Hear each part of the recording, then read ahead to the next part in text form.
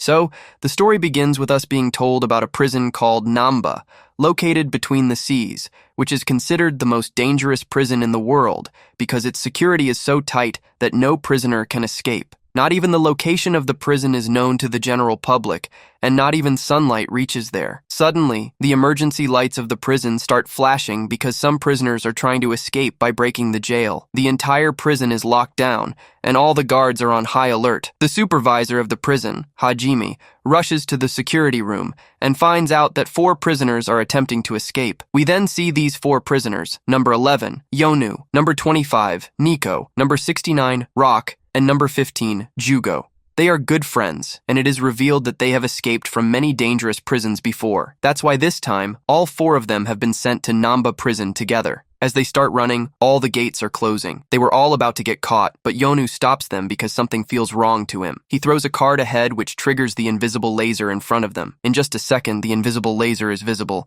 and Yonu memorizes its pattern. They manage to avoid it and move forward, but they get stuck in the middle of 3 walls. Jugo manages to shut down the laser with a machine and they continue forward. However, because of shutting down the laser, the walls behind them start closing in, threatening to crush them. They see an AC vent above them and manage to escape from there. Hajime watches them and gets angry. The prisoners continue forward, but sleeping gas starts filling the AC vent, so they quickly leave. As they jump down, a huge iron ball comes rolling towards them, but they manage to escape. Jugo then sees a hall and tells them to follow. Yonu says he could be trapped, but no one stops. However, Rock saves them from falling down, and there were electric wires below, which could have shocked them all to death. Then they all come back up. Then, to change their path, a man named Yamato sends a message to them. Seeing him, everyone changes their path and starts moving forward. But they don't get stuck for long because Yonu easily finds the right way out and they escape. They all enter a room where many guards point guns at them and don't give them a chance to think. A bullet was about to hit Jugo, but Nico comes in between and saves him. However, the bullet hits Nico, and she falls. Seeing this, everyone gets disappointed, and Nico tells them not to be disappointed and suggests escaping from jail. But then Nico sees that the bullet didn't harm her because it only contained drugs that made her unconscious. But she didn't do anything to Nico. Instead, Nico starts feeling even better than before. Then, all of them together beat up all the guards and start moving forward. Now all the traps were quite easy to overcome because the jailmakers never thought that a prisoner would come this far. They finally reach the last door where there were many locks, and it didn't seem easy to open them. Then Jugo comes forward and reveals that he is the key to all the locks in the world, and no lock can stop him. Jugo approaches the door, but in his first attempt, an alarm starts ringing, and they find out that a big blast will happen in 10 seconds, which could kill them all. Jugo tries to go back, but accidentally speeds up the time. This makes everyone panic, and Jugo successfully opens the door on his 3rd try, just 0.1 seconds before the blast.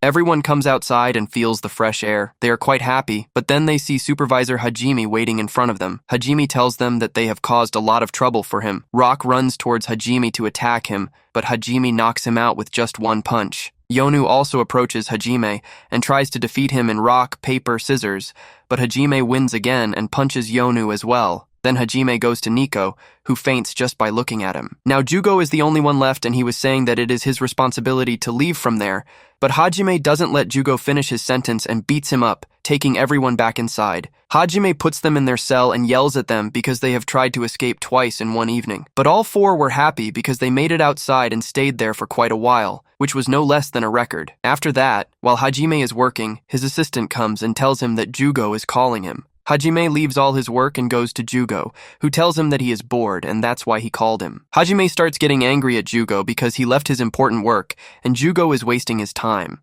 Then Yonu starts demanding a game from Hajime, and Rock asks when they will get food, even though they all leave after eating.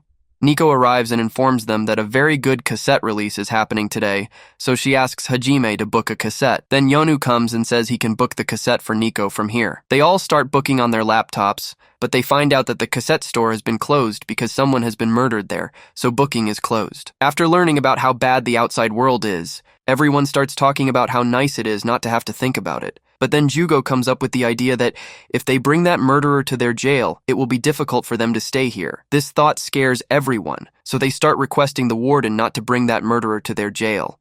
Hearing all this foolishness, the warden gets angry and starts yelling at them. Then they all sit together, and Rock asks if anyone remembers how long they have to stay here. No one remembers, but Jugo says he has gotten used to staying in jail, and this jail is quite nice because the rooms have AC and even a bathtub. Yono says they get good food 3 times a day and there's a gym here, so he's getting fit. Nico also starts liking this place. Nico says they don't have a home outside, so leaving Dozen Jail doesn't make sense. Rock finds it difficult to find a job outside, so he doesn't want to work hard. They all talk about this, and the warden feels like they are planning to escape. After that, we see Jugo trying to escape, but the warden catches him and brings him back inside. The warden's friends come to him and tell him that this time he was caught quickly. Jugo tells them he saw a girl outside. Everyone starts asking him how she was and if she was beautiful. Jugo says he only saw a glimpse of her, but he can say she was hot. After hearing this, everyone wants to see her, so they all run to the visiting room where the warden was already talking to that girl. Seeing the 4 of them there, the warden starts yelling at them. The 4 guys all think that girl looks pretty good and they start praising her. Jugo says he didn't know Hajime also has a girlfriend, but Yonu says Hajime can't be with such a beautiful girl. It's beyond his league. Hajime was getting pretty angry hearing all this. Then the girl asks Hajime if those 4 are his friends. Before Hajime can say anything, they all say yes, and the girl reveals she is Hajime's sister and asks them to take care of him. Upon hearing this, all 4 turn red with embarrassment. No one knew Hajime had such a beautiful sister. Then they ask Hajime to introduce his sister to them. Hajime tells them she is his younger brother named Hitoshi. Everyone is surprised that he is a boy. The scene shifts and we see the warden returning to the jail and asking a guard how everything is going. The guard replies that everything is fine and the security is tight. Then the warden asks to call Hajime from Building 13. She needs to talk to him. On the other side, Hajime is talking to his brother when his assistant comes and tells him the warden is back and has called him. Hajime immediately asks his brother to go back, but Hitoshi needed to talk to Hajime more. However, Hajime doesn't stop and leaves. Just then, Jugo arrives and tells Hitoshi he can talk to him. Hitoshi is happy to hear this, but Hajime's assistant starts taking Hitoshi away because he came there secretly. Hitoshi wanted to talk to Jugo about his brother's work, so she asks to visit with Jugo. The assistant agrees and leaves Hitoshi, telling her to fill out the visiting form later. On the other hand, Warden Hajime asks if there are any problems in his building, to which Hajime responds that everything is running smoothly and there are no issues. The warden instructs him to pay special attention to those 4 inmates, especially Jugo, because his father is an ambassador for their prison. Therefore, Hajime needs to be careful not to make any mistakes. The scene shifts to when we see Jugo telling Hitoshi that he can unlock any lock in the world with his hands. Hitoshi is quite impressed by this. Then Hitoshi asks Jugo why he doesn't unlock the locks on his hands, feet, and neck, to which Jugo explains that they are not locks, just steel rings with no lock or password. Jugo remembers when he was sleeping and someone put these rings on him. He doesn't know who did it, but he saw a mark behind the man's neck. Since that day, Jugo has been searching for that man, visiting every jail in the world, but there is no jail he hasn't been to. Finally, Jugo knows that the man is here, and this time he will catch him. After that, we see Warden asking Hajime seriously if those 4 inmates tried to escape or did something wrong when she wasn't there. Hajime denies it and says they are all calm. Suddenly, a guard interrupts, claiming that they did something and Hajime is lying. This angers Hajime, and he grabs the guard by the neck, asking who he is calling a liar. Warden then tells Hajime to keep a close eye on those 4 inmates so they don't cause any trouble. As Hajime walks away, he turns back and tells the warden that those inmates may be special to her, but to him, they are just fools. Hajime walks away and we see the warden feeling something, and we realize the warden is crazy about Hajime and loves him more than Hajime loves her. Hajime is running away because he didn't want the warden to find out that the 4 prisoners had tried to escape and even made it outside. Then Hajime is taking attendance and everyone is there except Jugo. Hajime starts checking the cameras and hears snoring and sees Jugo sleeping in the staff room. This makes Hajime angry, and he punches Jugo in the head. Then Hajime starts asking Jugo why he was sleeping in their rooms, to which Jugo explains that he couldn't sleep because Rock snores so loudly. Everyone is having lunch, and Rock's food tastes good because he used to have a restaurant before ending up in jail, and he cooks really well. Suddenly, Saif shows up and Rock compliments his food but leaves without saying anything. Jugo thinks maybe Saif is in a bad mood, but Rock says he doesn't talk much. Then Saif brings a big cake for Rock and leaves. Nico and Rock are trying to solve Rubik's Cubes, but they can't. And then Jugo shows up and asks about it because he doesn't know about Rubik's Cubes. Yonu also shows up and explains to Jugo that they have to bring all the colors together and shows him how to solve one color. Then he gives it to Jugo and says it's not an easy task. Even people like him struggle to solve it. Yonu keeps talking, and Jugo ends up solving the Rubik's Cube, leaving Yonu surprised and asking how he did it. Yonu gives Jugo 2 pins and tells him to separate them. Jugo struggles, saying it's not as easy as solving a Rubik's Cube, but he manages to separate them quickly. Then Hajime arrives and tells them to stop fighting because it's time to get to work. He brings the 4 of them to work on wood. Rock and Jugo make a wardrobe, while Yonu and Nico work separately. After a while, Nico creates a robot that was not good enough to sell, so Hajime destroys it. Next, Yonu makes a doll out of wood and starts praising it, but Hajime gets angry and destroys it too. Then Hajime goes to Rock and Jugo, who have made a great wardrobe.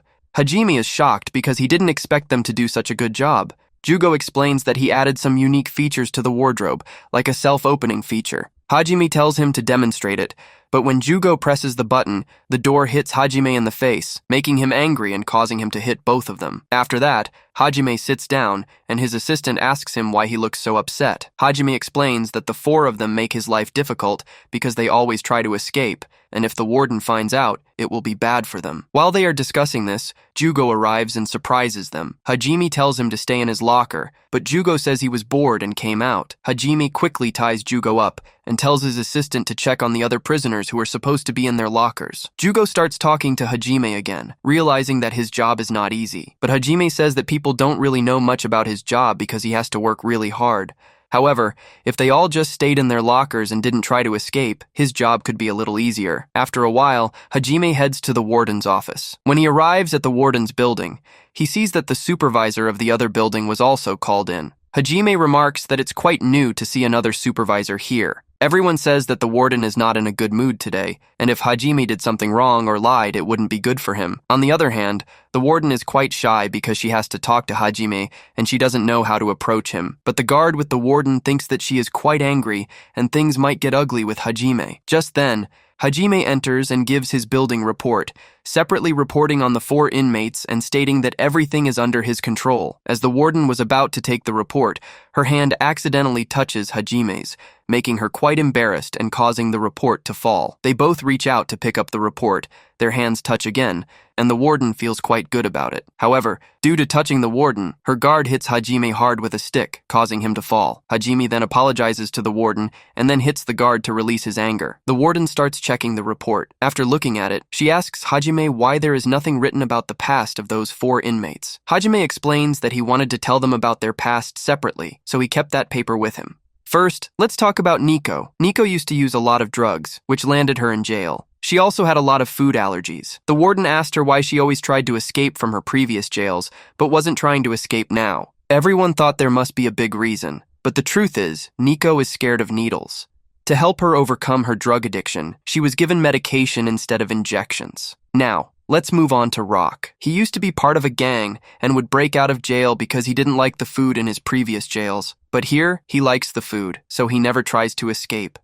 Yonu was sent to jail for underground gambling. He doesn't try to escape because he met a nice girl here. His focus has shifted. Jugo has broken out of jail more times than any other prisoner. Breaking out is his hobby, but now he says he has changed and no longer wants to escape. The warden trusts Hajime's words, but still keeps an eye on the 4 of them. Hajime wonders if he can trust the other 3, but he's not sure about Jugo. If Jugo lied to him and has another reason to stay here, things won't end well. Next, we see Hajime's assistant, Glad, coming in crying and accidentally bumping into Hajime. Hajime asks why he's crying, and Glad says Jugo and his friends always bother him. Hajime tells Glad to remember his training and beat the 4 of them badly. But Glad says he's not as strong as Hajime and can't take on all 4 of them alone. Glad always bothers him a lot. Whenever he goes near their cell, they start bullying him and scare him a lot. Glad says maybe he's not cut out for this job, so he suggests working as a waiter, and he also gets good tips. Hearing this, Hajime gets angry and punches the wall. Then Hajime tells Glad that if he quits this job out of fear, he won't be able to do any job. But Glad says he is quite scared and doesn't know what to do. So, Hajime gets ready to help Glad and tells him that the weakness of the prisoners is that they can be easily manipulated and he can do anything easily. Hajime says Yonu is quite smart, but he goes crazy over girls, so if he gets a girl magazine, he will be busy in it. Rock is very strong, but if he increases his food, he will also be happy. Then comes Nico, who is not as bad as the others, but if he gets a TV, he won't do anything either. Then there is Jugo,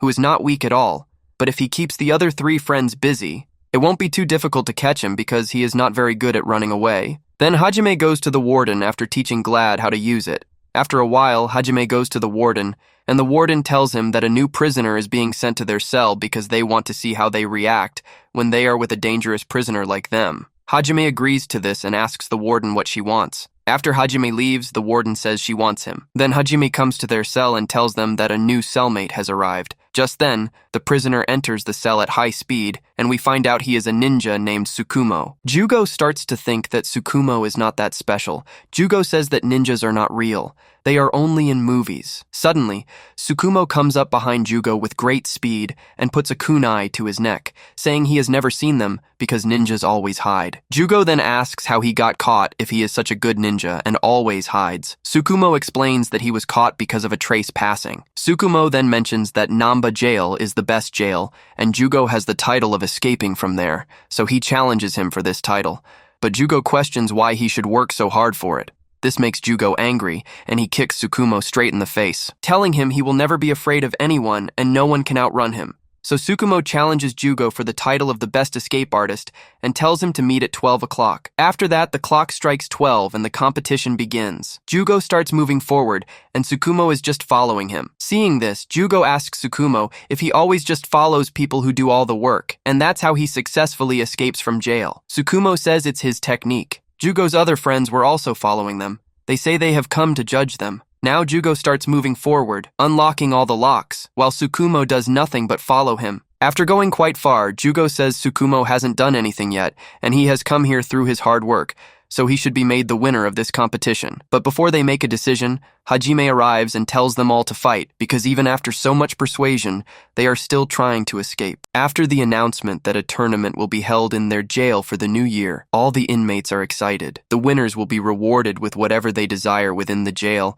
and the building supervisor of the winning team will also receive a bonus. Upon hearing this news, Jugo and his friends, Uno, Rock, and Nico, decide they want to participate in the tournament. However, Hajime informs them that the warden will decide which building's inmates will participate this year. Suddenly, it is announced that Cell 13 of Building 13 must be demolished. This surprises Hajime, but Jugo and his friends are thrilled. The supervisors of the other buildings also arrive, and a rivalry forms among all the participants who are eager to win this year. It is explained that in order to win the tournament, they must win 5 different competitions, and the team with the most points will emerge victorious. The supervisors and inmates must work together during the games. In the first game, everyone had to do calligraphy. This worries Jugo and his friends, as none of them know calligraphy. However, they remember that Jugo is Japanese and must know how to write in Japanese. Jugo starts writing in Japanese with style, impressing everyone. But in the end, his writing turns out to be terrible, shattering everyone's expectations. Hajime and Uno then showcase their excellent calligraphy skills,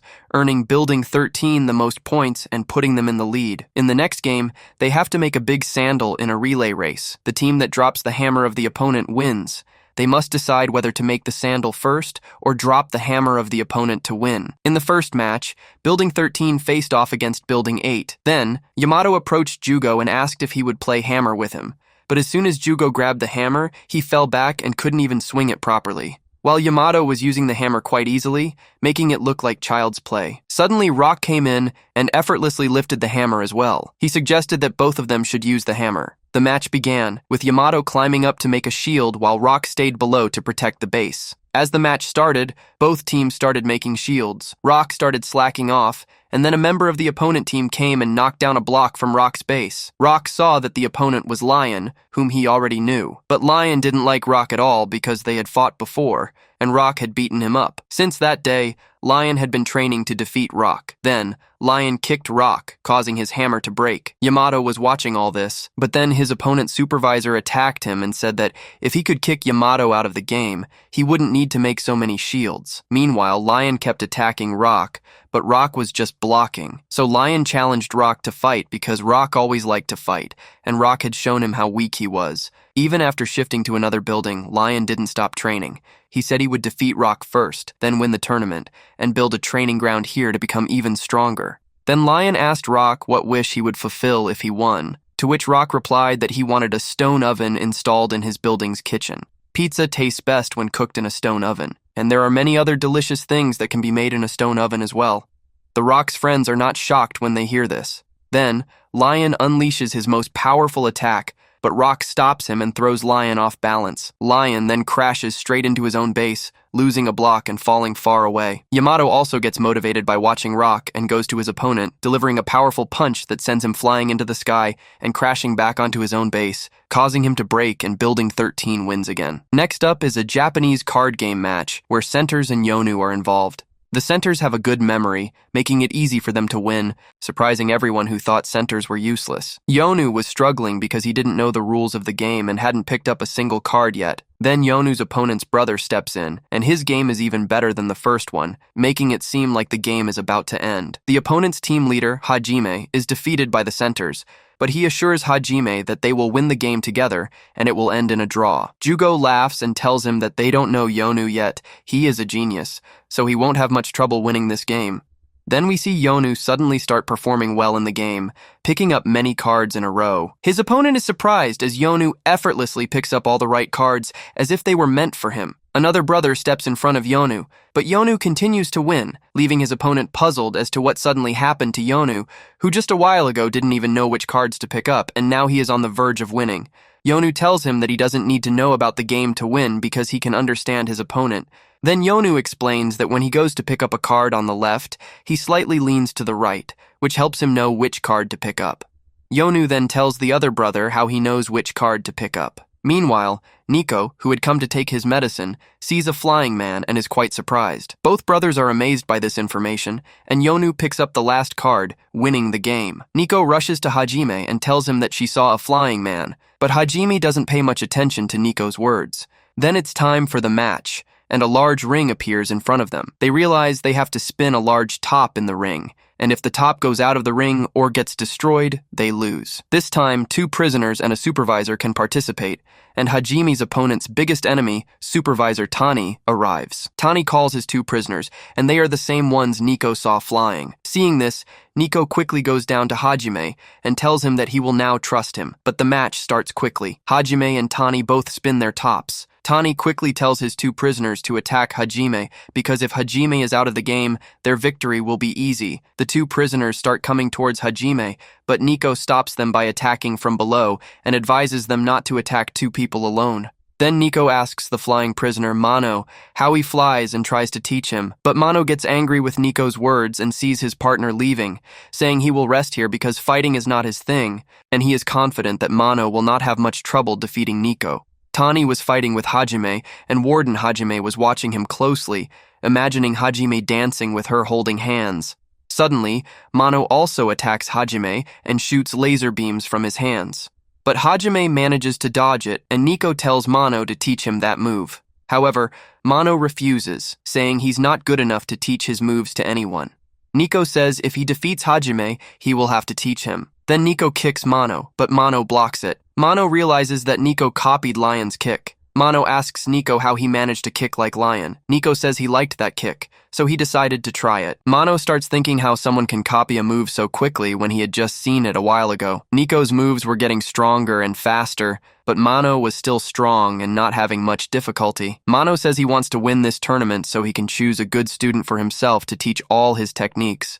Nico says he wants to learn all that, but Mano refuses to teach him because Nico is quite childish. But Nico tells Mano that if he defeats him, he will have to teach him. Tani was continuously trying to defeat Hajime, but now Hajime gets serious and tries to make Tani understand his big mistake. Then Tani attacks Hajime, but without moving from his place. Hajime manages to dodge all of Tani's attacks. Everyone is surprised to see this, and Warden is still imagining a romantic date with Hajime. Then Hajime punches Tani in the stomach, making him feel unwell. Meanwhile, Nico was attacking at a fast pace, causing Mano to have some difficulty as well. After that, Mano uses the same attack again, and Nico also thinks to himself that he has to win. Only then will he become Mano's student. Meanwhile, Hazim stops Tani's bat with his hands and throws it over Tani. On the other side, Nico copies Mano's attack and shoots with even more power, causing Mano to lose and Tani to win. Next, we see the warden looking at a book with delicious cakes and dreaming of celebrating Valentine's Day with Hazim. Just then, the guard announces that the final match is about to begin, which will be held between Building 13 and Building 4, just like last year. This match is going to be very intense, and their watching is going to be very enjoyable. But the warden was only thinking about Hazim and wanted to see him win. Then, the time for the final match arrives, and the warden herself explains the game. In this game, they had to open a sack barrel, and whoever opened it first would win. A prisoner and a supervisor could participate in this game. Jugo listens while sitting and starts asking his friends whom they are going to send for this game. But Yonu and Rock kick Jugo and throw him down, telling him to participate in this game because he hasn't done anything in the entire tournament. Hazimi tells Yamato that he went in the previous game, so Yamato should go in this game. Yamato agrees, and Hazimi starts to leave. But the opponent team's supervisor, Janie, comes in front of Hazimi and tells him that he defeated him last year, so this year Hazimi will have to fight him to set their scores straight. But Hazimi says he doesn't want to fight him. Janie says Hazimi can refuse, but what about the warden? Hazimi looks at the warden, who is glaring at him angrily, making Hazim think the warden was watching Hajime with love. Then Hajime agrees to participate and calls his partner Janie. Jugo is surprised because he and Hajime are old enemies. He came to the prison to take revenge on Jugo. The match starts and both teams start running towards the finish line. Janie tells his partner Musashi to stop Jugo, and he will defeat Hajime himself. Musashi does just that and attacks Jugo, weakening him. Hajime was running ahead, but Janie stops him by tying a rope around his hands. Janie says he will defeat Hajime here and take his #1 title. Janie was teasing Hajime because he loves the warden, and the warden likes Hajime more, so Janie wants Hajime to defeat the warden to make her like him. Then Janie throws Hajime high in the air, but Hajime manages to open the rope and land safely. Now Hajime gets angry and takes out a gun, telling Janie he will defeat him forever. Jugo was running towards the finish line, but Musashi comes back and stands in front of Jugo. Janie asks Hajime where he got the guns from, and Hajime points to a box in front of him. It is announced that any weapon from the box can be used in the game, including rubber bullets in the gun and a sword, so no one can get seriously hurt. Now both take different weapons and start fighting, their fight getting more dangerous. Janie tries to get the warden's attention, but she is only looking at Hajime and imagining him as a warrior who will always protect her. On the other hand, Jugo was having a tough time because Musashi was beating him pretty badly, and he was also quite strong. Now Musashi started humiliating Jugo because he was no longer the same as before and had become quite weak. Meanwhile, Hajime had beaten Janie badly, making everyone think that Hajime would easily win. But then Janie reveals that he won't let everyone down like last year. He has developed a special technique this year, and he can't lose. Janie uses his special technique and keeps attacking Hajime relentlessly, who can't even defend himself. Tani watches and notices that Janie is moving his hunter so fast that he is creating blades out of thin air, which are not visible but are hitting Hajime hard. Janie tells Hajime that he is strong, but how can he defend against attacks he can't see? Hajime falls to the ground. On the other hand, Jugo was in a bad condition, but still not ready to admit defeat. Hajime looks towards Jugo and realizes that Jugo is of no use in the fight. Janie tells Hajime to admit defeat, or he will beat him. Janie then attacks Hajime again, but this time Hajime dodges all his attacks with great speed and punches Janie, making him fall to the ground. Janie starts asking Hajime how he can see his invisible attacks, to which Hajime replies that his attacks were good, but to avoid them, he just needed to look into Janie's eyes because Janie always looks in the direction he is going to attack. Upon learning this, Janie becomes quite disappointed and starts thinking that all his training was in vain. On the other hand, Musashi tells Jugo to unlock his locker, but Jugo informs him that he can't unlock it. Musashi then says he will have to go to the person who locked Jugo's locker. Upon hearing this, Jugo gets really angry and asks Musashi if he knows that man. But Musashi doesn't give any answer and launches a dangerous fire attack towards Jugo, saying that if he wants to know about that man, he will have to defeat him first. The fire attack by Musashi was so dangerous that even the warden and all the supervisors' attention turned towards them. Jugo's friends also start to worry that this attack must have really affected Jugo. Jugo gets trapped between the stones and starts thinking that he has spent his whole life trying to find that man who has been bothering him by putting him in this locker. And now, Jugo has a chance to find out about that man, and he won't let this opportunity slip away. Suddenly, Hajime's eyes turn red and his hands start transforming into blades. Then, Hajime removes all the stones above him, and we see that both his hands have transformed into blades. Musashi is quite happy because now Hajime has become serious in the fight and tells Hajime that now every human has seen his monster form. The scene shifts, and we see a scene just before the fight where Yamato tells Sukumo that someone has come to meet him and starts taking him along. Sukumo sees that his manager has come to meet him, and we find out that Sukumo is also an actor. Sukumo's manager tells him to go back outside and start acting, but Sukumo refuses. The manager tells Sukumo to think about his mother, but Sukumo reveals that the lady is not his real mother. Now we see a scene from many years ago where a lady wants to make a movie about a female ninja, But her writer starts to become a director because if the movie doesn't work, they will all be ruined. But the lady really wanted to make the movie, so she decides to use a real ninja in the movie. Everyone thought ninjas weren't after that. The lady and her writer enter the jungle to find the ninja. They come across a man who doesn't tell them anything special, but instead scares them and runs away. However, near the river, they hear someone's voice. When they look, they see a boy training but unable to hit a single shot on target. The lady approaches the boy, and he tells them to run away or he will kill them because he is actually a ninja. But neither of them takes the boy seriously and ask him where his parents are. The boy says he won't answer no matter what. The lady understands that the boy himself doesn't know where his parents are. The boy then reveals that he is working hard to become a ninja and won't be able to meet his family until he becomes a good ninja. The boy starts crying, and the lady hugs him, but he pushes her hand away and goes down. The lady asks the boy when was the last time he saw his parents, to which he replies that it has been a long time, and now he has even forgotten how his parents looked. He explains that he only trains all the time to become a good ninja and meet his parents again. Upon hearing this, the lady hugs the child and apologizes for leaving him alone in childhood. The boy is surprised and says she can't be his mother, but the lady says she is indeed his mother, but has done such a bad thing to him that she doesn't deserve to be called a mother. The boy starts to believe it, and the lady gives him a scarf to keep with him always. The lady's writer was thinking that she has always been a great actress, and whenever she takes on a role, she becomes that character, and every word she says seems true.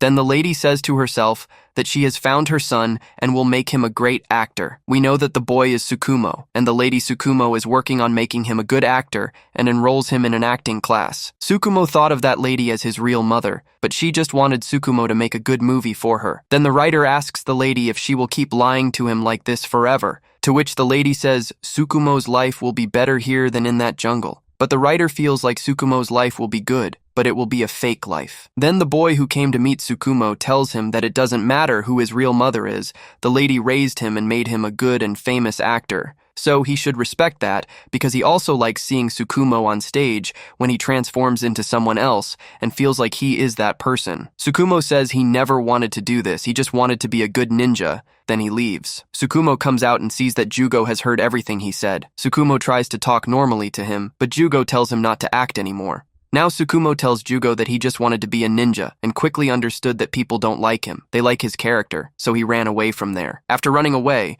Sukumo realizes how useless he is, then decides to go back to the jungle where he trained as a child, but he gets lost and trespasses on someone's private property, which lands him in jail. In jail, Sukumo takes on the role of escaping, gets caught, and is sent to this jail. Jugo asks if he is thinking of escaping from here too, to which Sukumo says everything is fine here so he won't run away and will think about what to do next.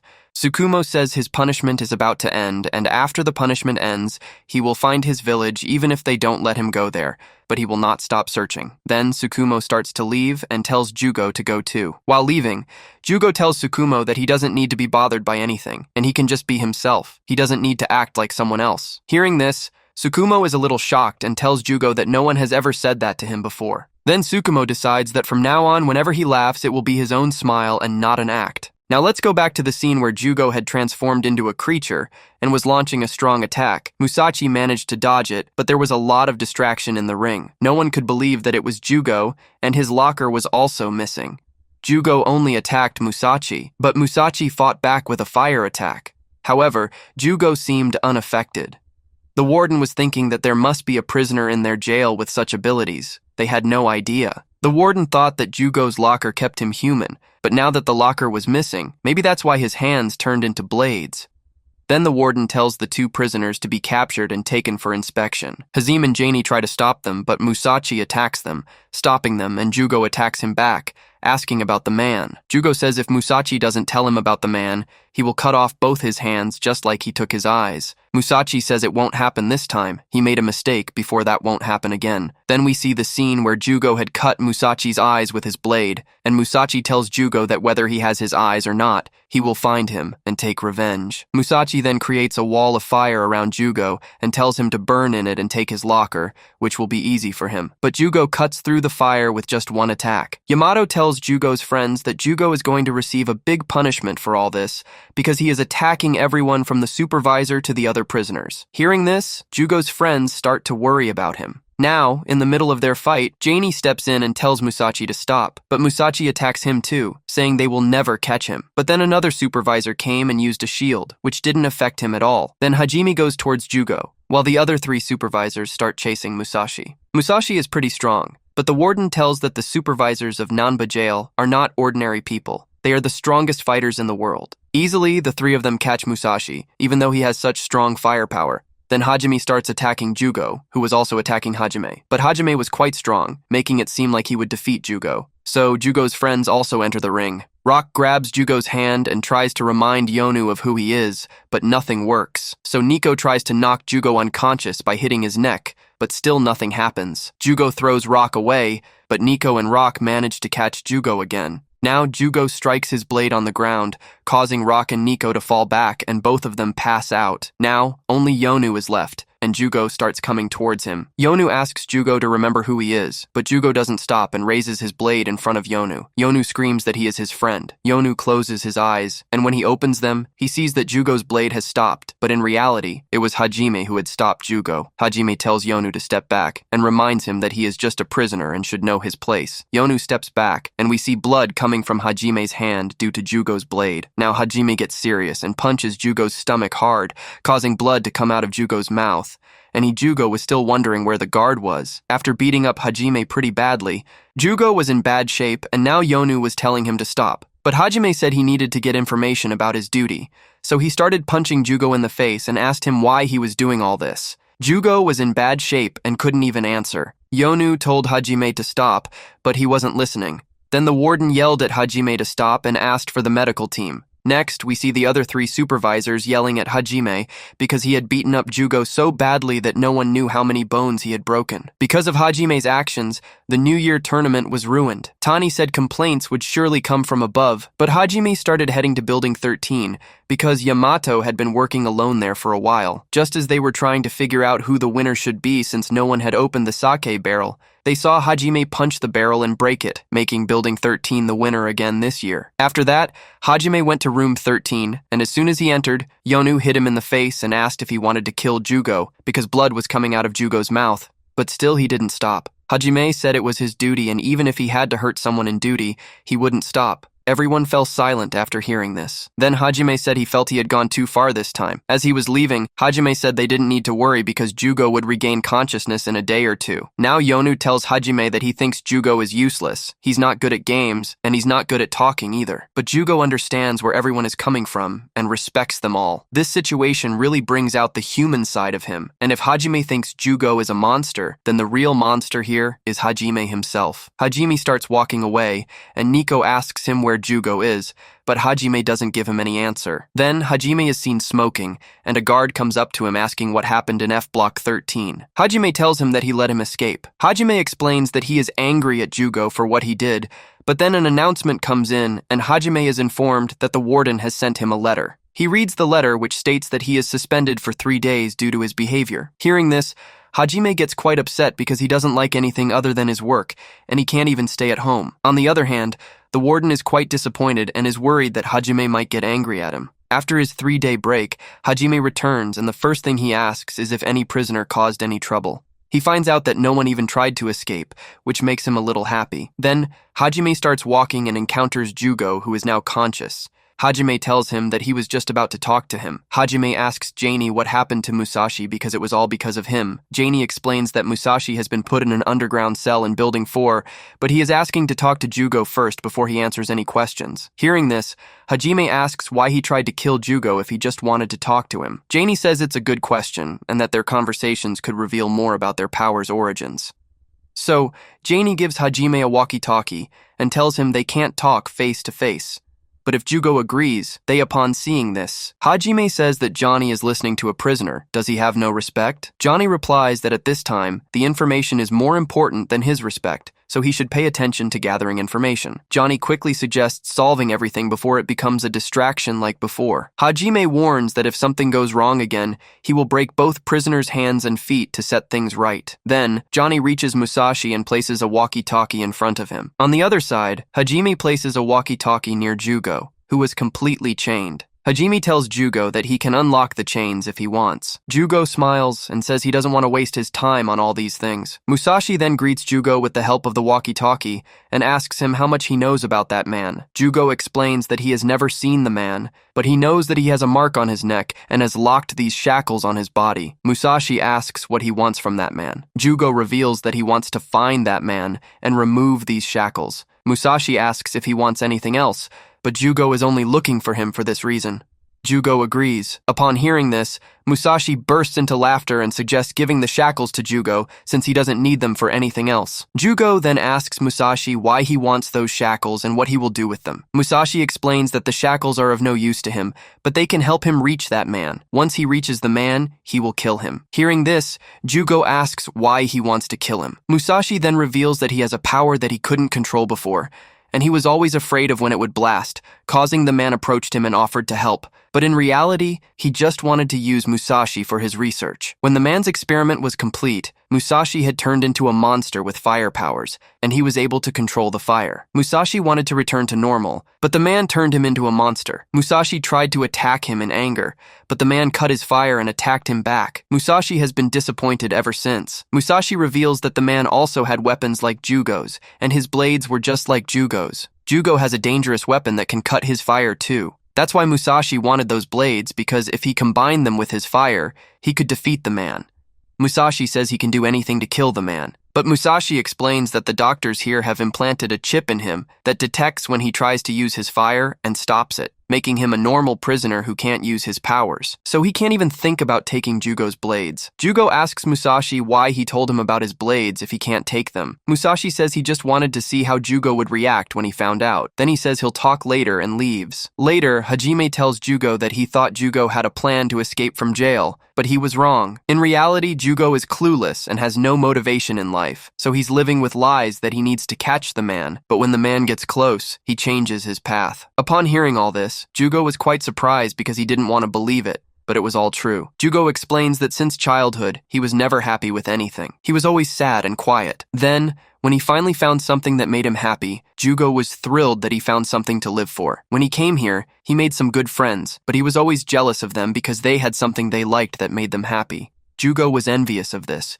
but he is learning to be happy by being with them. However, he feels that now that they have seen his monster side, things can never be the same because they might think Jugo could harm them too. So Jugo left his past behind as if it never existed, but now everyone knows about him. As Hajime starts to leave, Jugo stops him and asks him what he should do in life. Hajime has no answer, but looking into Jugo's eyes, he feels something. So Hajime decides to give Jugo an answer and starts thinking about what to say.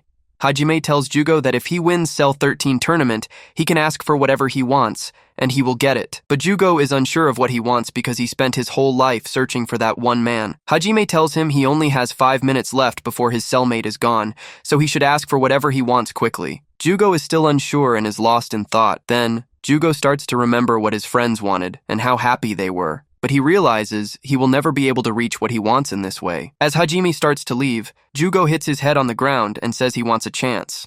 Hajime comes back and tells Jugo that the desire afterwards. Hajime points his finger towards Jugo and throws his batch at him, saying he is giving him another chance to make things right. Jugo replies that he can't do anything forever, but after knowing everything, he can also make things right. Now Jugo breaks all his chains and stands up. He declares that he is now in charge and will find the man who put him in this situation. He asks for help in finding him. We then see a scene from those 3 days when Hajime was suspended. The warden informs the other 3 supervisors that Hajime has been suspended for 3 days, so they have to take care of Building 13 in the meantime. No one wanted to do the extra work, but the warden explains that Building 13 is filled with dangerous criminals, so they can't leave it unattended even for a day without a supervisor. Reluctantly, the 3 supervisors agree. Later, Jugo arrives at Room 13 with Nico for his medical tests. His 2 friends also accompany him to provide mental support. There, they meet the 2 brothers who came to get their finger treated after a card game injury. The injury was so minor that it wasn't even visible to the naked eye. The doctor then discusses Nico's condition, while Rock and Uno look around. Jugo asks them who they are looking for since Jugo is not there. Just then, a robotic nurse enters, and everyone rushes towards her. Uno even asks her out on a date, leaving Janie feeling quite strange. The next day, another guard arrives and starts explaining everything about the entire prison to them. They had no idea how much was there. Then, Tani comes in and sees the 3 inmates still sleeping. He starts waking them up, but as soon as they realize the time, they quickly hide. Yamato then enters and sees that the room is empty, so he starts searching. Tani stops them and says that the prisoners cannot go anywhere outside their rooms. Then Tani finds all 3 prisoners. Yamato tells them to come with him for training. Suddenly, Sukumo also arrives, who always trains with Yamato because he believes ninja training should always be tough. Then they start showing Jugo the pain of being away from them. Yamato says that training can also wait for such pain, but because of Tani, they have to go for training, and they have no excuse. Now, we see a scene where Hajime is taking Jugo back to jail, and Jugo is happy to see the open sky after so many days. As Jugo leaves, he asks Hajime why Musashi told him all those things. Hajime says he thinks only Jugo is strong enough to stop that man, so Sukumo gave him that information. Then Hajime says he doesn't care what that man wants or what Jugo is going to do with him. He will never let him or his friends escape from here. Hajime then takes Jugo outside his room, but Jugo is confused about what to say. Jugo was feeling quite strange. Then Yonu stands up and punches Jugo. Jugo starts asking why he hit him. Yonu says he was missing for so long that they had to endure a lot, and he wasn't having fun without him, so he wanted Jugo to come back soon.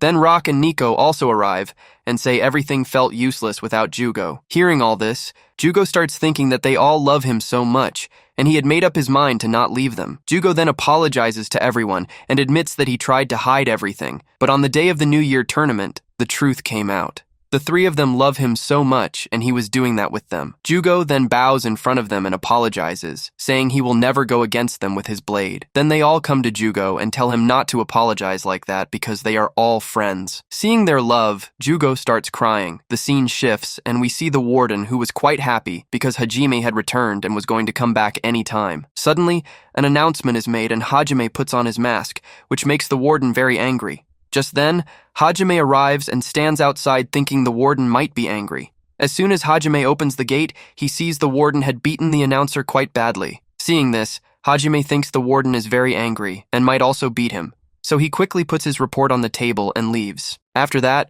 we see all 4 friends sleeping, but Rock was having a bad dream where he was remembering his past. In the dream, his father also kicked him out of the house, and now Rock started robbing people to make money. But the police caught Rock and put him in jail, where the bad food messed up Rock's mind and he even started throwing the food. Rock suddenly woke up in fear from the dream and saw Jugo watching him. Jugo asked Rock if he was okay, to which Rock replied that he was fine and was looking forward to his prize tomorrow. The next day, we see that Leon was undergoing tough training because this time he had to win a fight against Rock no matter what. Just then, Leon's supervisor comes and tells him to go to Building 13 because Rock has requested to meet him. Leon goes to Rock and Rock gives him a pizza.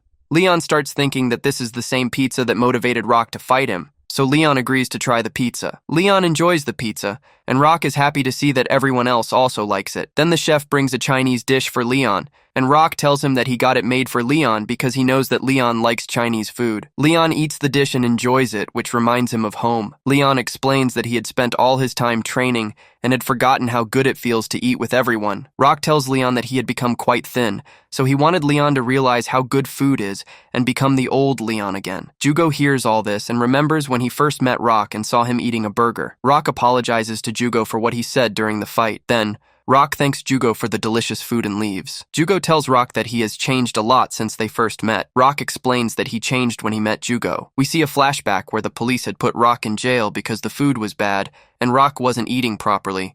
This made Rock weak and unable to move. Then Jugo arrives and gives Rock a bread, but Rock refuses because the bread was bad. Jugo drops the bread, and it seems like he's leaving, but then he opens Rock's handcuffs. Rock is surprised and asks why he did that. Jugo tells him that if he's not going to eat here, he'll have to go outside to eat. Now Jugo and Rock go to a restaurant together, and Rock eats many burgers. Since then, Rock and Jugo become friends. In the present scene, Jugo doesn't even remember what he did for Rock. Everyone starts eating, and Yonu orders his favorite Chinese dish. Then we see Nico, who is getting treated, but suddenly remembers something from his past and gets scared. The doctor assures him that he will be able to return to his friends soon. Nico is happy to hear this, but his 3 friends come back with food for him. The doctors start arguing, but but the robot nurse quickly stops them. Nico finds out that his prize has arrived, which includes many games he had asked for. He is thrilled to see his game room filled with every game. His friends and Hajime are there too, so he joins them to prevent any escape attempts. Nico then requests Hajime to call his opponent for the tournament,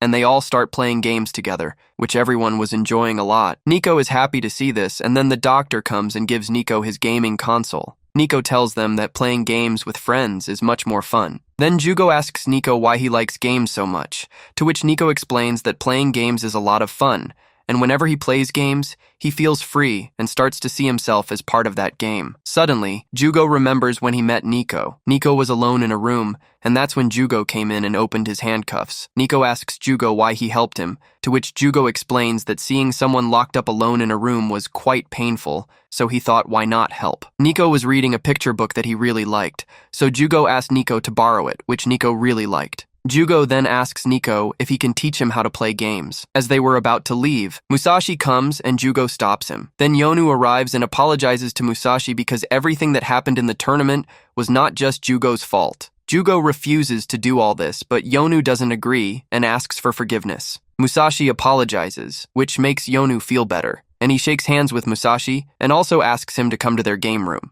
Yonu then leaves, and Musashi tells Jugo that he has made a good friend here, which Jugo also likes. Then the supervisor puts Musashi back in jail and tells him that he can't leave from there, so how will he go to the game room? The supervisor says he can take him there, but Musashi will have to answer some afterwards. Musashi starts to tell that he was always warmer than other kids since childhood, but he didn't have any problem with it, because his mother used to say that his hands were quite warm and he had the blood of the sun inside him. But soon, this warmth started to become difficult for Musashi, and one day he became so hot that even breathing was becoming difficult for him. Musashi started to feel like he was dying, but he didn't die, and many tests were done, but no disease was found. All reports were normal. Some time passes like this, and one day fire starts in Musashi's entire body. Musashi's whole body burns, and the doctors say that it's a big deal that Musashi is still alive. Musashi says that his parents never let him feel like he was in trouble, and that was the reason he kept living. But no one came to Musashi. Everyone was afraid of him, because everyone was afraid that they might get hurt because of Musashi. Musashi was only alive because of his parents. But one day,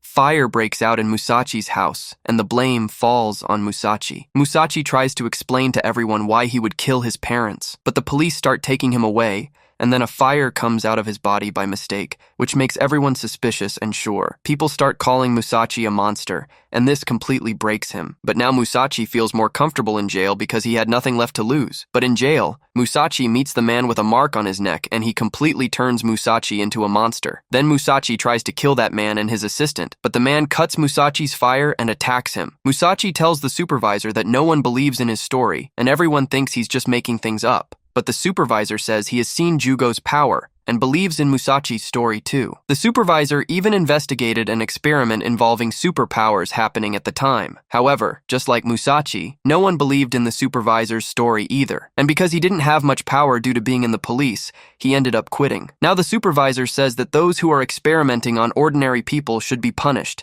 and he will make sure they pay for it. The supervisor even promises Musashi that he will get his revenge. After that, we see Yonu had a room made for himself, where he decides what things to keep that could entertain people. Suddenly, a sofa and table appear, which Yonu likes, and decides to keep in the room. Then the rest of the people also come into the room and bring many things to have fun with. Everyone is happy, and Musashi also arrives, surprising Jugo. Yonu approaches Musashi and starts showing him the game too. The supervisor tells Musashi that he has done a lot to bring him here, but Musashi doesn't seem happy. Musashi explains that he hasn't been to a party since college, so he doesn't remember how to talk to everyone. But Yonu helps Musashi a lot, and he starts mingling with everyone too. But then Hajime says their free time is over, and they have to go back to their cells. Everyone starts shouting because no one had even finished a game yet. Hajime gets angry at their shouting and hits them on the head, sending them back to their cells. He tells them they will only get an hour a day to play Hakut games. After a sleepless night, Jugo was just staring at the sky when Yonu woke up and started asking him why he wasn't sleeping. Jugo explained that he was thinking about his life. Yonu mentioned that Jugo was a bit different from others because he didn't know how to keep people happy or what to do when. But with his friends by his side, he wouldn't have any problems because they would always normalize things for him. Hearing all this made Jugo feel good, so he decided to take a break outside for a while and left. After Jugo left, Yonu remembered the day when they both first escaped from jail together. Meanwhile, Jugo was outside looking at the sky, feeling genuinely happy for the first time, and looking forward to tomorrow because he was sure it would be a good day. Thinking about all this, Jugo was smiling when suddenly a hand landed on his shoulder. It was the assistant of the same man who started asking Jugo why he was smiling. Jugo was surprised and asked who he was, as he didn't recognize him at all. The man then stepped back a bit and said, how could he forget him? Jugo started thinking that he couldn't be a guard, and if he was a prisoner, how did he come here so late at night? Suddenly, he appeared in front of Jugo and said he didn't like the way Jugo talked to him. Jugo then saw that he had stabbed him in the stomach. Jugo stepped back, checked his stomach, and he was fine. This confused Jugo even more, and he started thinking how it was possible as he had felt the knife too. Now he starts saying that Jugo has changed a lot since before.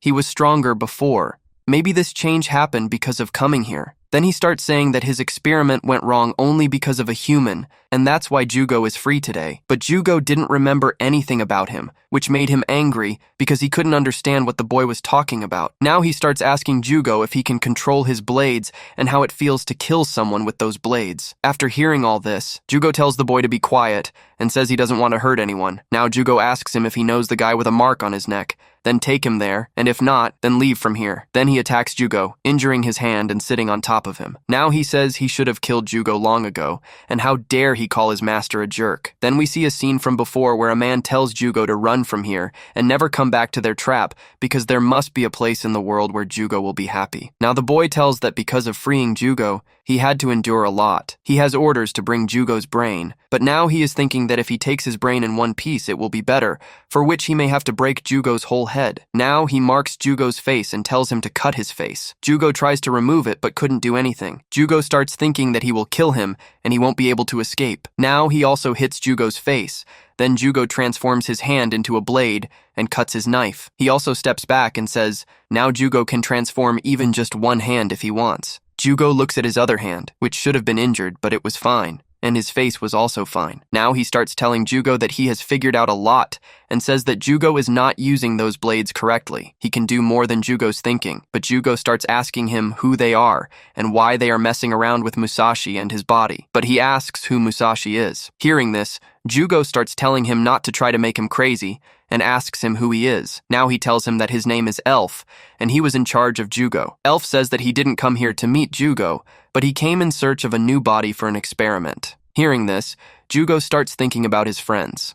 Then Elf says that the people around Jugo are also good for his experiment. Hearing this makes Jugo quite angry and he is about to transform his other hand. But then Elf stops him and says he has talked enough, so Elf jumps back and leaves. Jugo goes to see Elf, but he was not there, only water was there. Now Jugo starts thinking that the people will come back and this time someone will be missing and it will be Jugo's fault. Thinking this, Jugo becomes quite disappointed and thinks that his friends might get into trouble. Jugo starts thinking about leaving here to save his friends. Then Hajime comes and tells Jugo to go to his cell. Then Jugo tells Hajime that he has been quite scared since yesterday. After that, we see Jugo with his friends, but he is not talking much, which makes them feel a little weird. Then Jugo was about to escape from jail without his friends. But then his friends also stand up and they all decide to escape from jail. At first, Hajime tells him to go back inside, but Jugo comes out and closes the gate, trapping his friends inside. Jugo starts approaching Hajime, who tells him to go back, but Jugo wasn't listening. Now, Jugo transforms one of his hands and starts attacking Hajime. Jugo's friends tell him not to fight, but Jugo was thinking he had to leave to keep everyone safe. However, Hajime punches Jugo, knocking him back. Then Jugo transforms his other hand and attacks Hajime, making it harder for Hajime, but he still doesn't let Jugo escape. They both keep fighting when Jugo's friends open the gate with another guard, interrupting their fight. Seeing this, Jugo tells them to move, but they don't, and they grab Jugo, taking him down. Now they tell Jugo that if he runs, they'll run together, but for now, he has to stay and be with them. Jugo must be thinking he was doing all this for them. Now, Hajime defeats all four of them and takes them back inside. After that, we see Jugo deciding in his mind that if he's choosing to stay with his friends, he'll protect them too. Outside, Hajime listens to them and starts walking away after talking to them.